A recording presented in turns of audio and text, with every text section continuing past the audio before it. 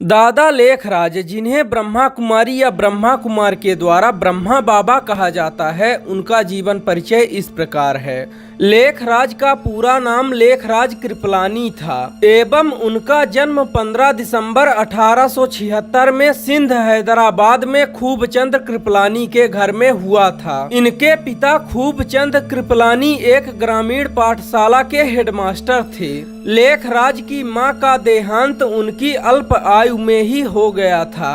जब दादा लेखराज 20 साल के हो गए तभी पिता खूबचंद का भी देहांत हो गया, जिसके बाद लेखराज ने कुछ वर्ष अपने काका की अनाज की दुकान पर काम किए। बड़े होकर उन्होंने हीरे परखने की ज्वेलरी की कला सीखी और समय के साथ कलकत्ता के नामचीन हीरे के व्यापारी बन गए। उनका व्यापार मुंबई तक भी पहुंच गया। समाज में भी दादा लेखराज का बड़ा मान सम्मान था। वह लेखराज को लोग आदर से लखी दादा कहते थे। जब इनकी आयु 60 साल के करीब रही होगी, मतलब 1935-36 से ही दादा लेखराज को परमात्मा द्वारा साक्षात्कार होने लगे थे। उस समय उनको यह निश्चय नहीं था कि यह सब कौन कर रहा है। दैवीय प्रेरणा अनुसार दादा लेखराज ने एक पाठशाला का आरंभ कर दिया और वहां आने वाले बच्चों को गीता के पाठ व आध्यात्मिक संस्करण सुनाने लगे थे। इस पाठ का आरंभ ही गीता के रचयिता श्री कृष्ण नहीं बल्कि निराकार परमात्मा शिव हैं की व्याख्या से हुआ था।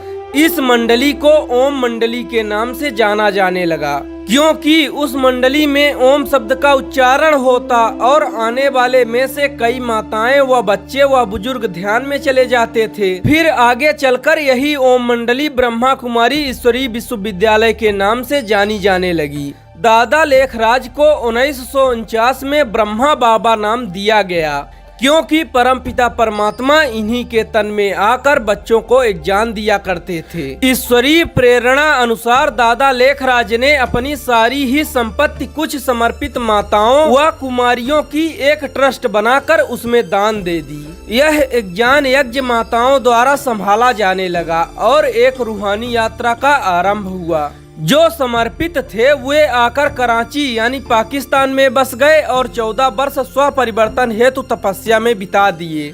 जब मम्मा 1965 में अव्यक्त हुई, मतलब जब 1965 में मम्मा का देहांत हो गया, तो बाबा पर यज्ञ की जिम्मेदारियां बढ़ गई। दूसरी तरफ नए नए सेवा केंद्र यानी सेंटर भी खुलने लगे।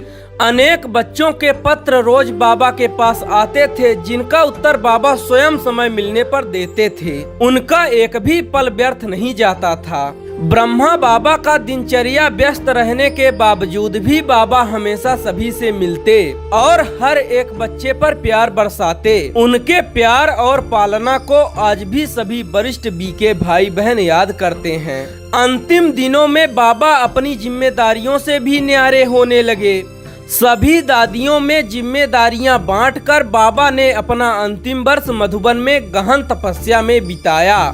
जनवरी 1969 में बाबा अपनी अंतिम कर्मातीत अवस्था को प्राप्त कर इस साकारी दुनिया से न्यारा होकर अव्यक्त बन गए। ब्रह्मा बाबा के पद चिन्हों को फॉलो कर आज लाखों मनुष्य आत्माएं इस ईश्वरीय ज्ञान को प्राप्त कर जीवन जीने का आदर्श मार्ग अपना रही हैं। अर्थात अपने को आत्मा जान ब्रह्मा कुमारी व ब्रह्मा कुमार ईश्वरीय श्रीमत अनुसार स्वयं के और दूसरों के कल्याण अर्थ तत्पर हैं। और इस आध्यात्मिक मार्ग पर हमारा साथी है स्वयं परमपिता परमात्मा शिव बाबा, जो हमारा अविनाशी रूहानी बाप, परम शिक्षक व सतगुरु है।